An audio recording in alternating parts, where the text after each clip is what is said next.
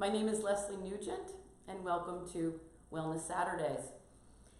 Well, it's been a couple weeks since I've spoken with you, and a lot has gone on. We are still knee-deep in the COVID-19 crisis, and now we have all that's going on in my city, in Minneapolis, and also what's going on across the country, which is all the racial unrest surrounding the murder of George Floyd. So tensions are high, our emotions are fried, and we are living with each other 24/7. And so it's a dangerous place. It's a dangerous time, and we need to be mindful of that because our self-care and our relationship care are pivotal right now, just pivotal. And so today I want to move from self-care to looking at relationship care. And I want to start with a piece of scripture from the book of James. James is one of the smallest books in the Bible. It's in the New Testament, and it's not a theological treatise or a doctrinal piece. It is honestly just common sense, and that's what I love about James.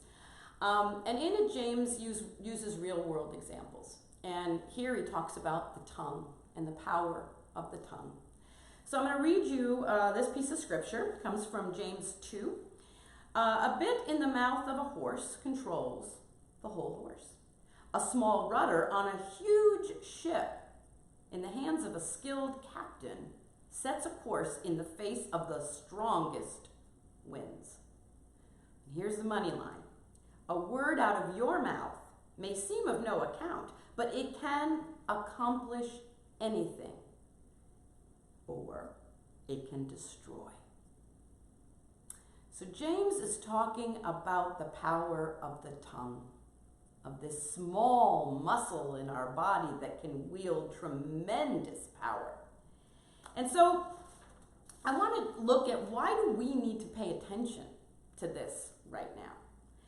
And I think it's kind of clear that we're locked in lockdown. If you still are, we are, because my son JJ has immunocompromised systems, and we can't do what the rest of Minneapolis is doing because of him. And so we've got that, right? And we've got all this tension going on, and if you and family members aren't agreeing on things that are happening out in the world right now, boy, it can be a powder keg. So I want to look at two things today. I want to look at family dynamics, and then I want to look at relationship dynamics and how we can care deeply for those. There are two articles that were written in April in the New York Times. One was called "Roommates or Partners Getting on Your Nerves? Read This." And the other was "You and your kids can't stand each other. Now what?" Ouch, right? But this is real, and what I love about this is it's saying that your partner or your family isn't the problem. The problem is the problem. COVID-19 and what's happening out in the world with our race relations, that's the problem, but it's spilling out all over our relationships. Our emotions, the fuses for our emotions are absolutely fried. And so what this article is talking about is how do I care for that in my family? And they recommend something really brilliant, a simple family meeting that's held regularly, routinely, maybe once a week. What I love about it is they say, don't make this a punishment. Don't catch somebody in the act of something and then say, we're having a family meeting, so it becomes defensive. Instead, it's a regular check-in on how everyone's doing. And here are the questions that they recommend that get asked. One is, what's frustrating you right now? The second is, what do you want to happen? The third is there anything you might be doing that's contributing to the problem?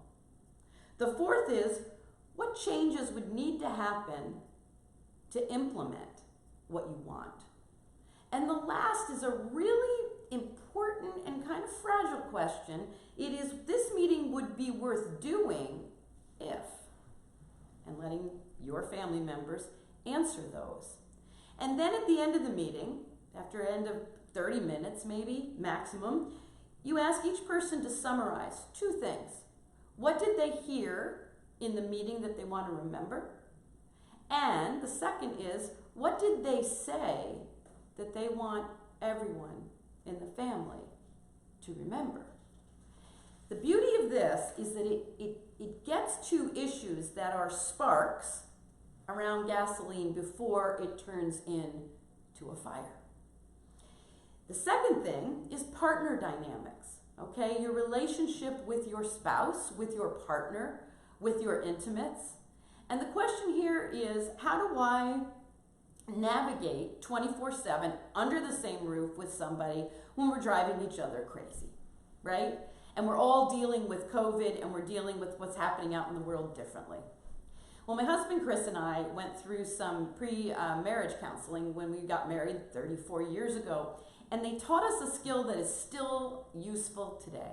It's called dialoguing. And dialoguing is simple.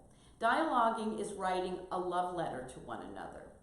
And it is sitting down, bridling your tongue, and when there's an issue you can't get past, when you've hit an impasse, you sit down and you write a jogging sentence just to get you going in your writing. And so it might be something like, yesterday when we fought, I felt blank. I felt frustrated. I felt unheard. I felt angry. I felt shameful. But to really lock into what's going on emotionally. And we start with the word dear. We end with I love you. So it's a love letter. And it doesn't start sentences with the word you. You made me feel. You did. Because when we start with the word you, we are immediately on the attack. We are immediately putting people on the defensive. So this is really, really an important part of it. What I love about the dialogue is that it also requires that the writer reads what they are writing to the other 2 times through. And when you do that, you are owning what you're saying rather than quick draw McGraw, just saying it, shooting, and then thinking about it. And some of us are quick draw McGraw. Some of us are quick on our feet, and some of us use our tongue for harm. And it's not even intentional. Some of us are not. Some of us need to process slower. Some of us aren't quick on our feet and need time to think about, what is it I'm really wanting to say? And what is it that this person is really saying to me?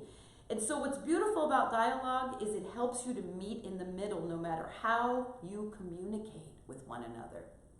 You know, we are in a crash course right now in how to communicate.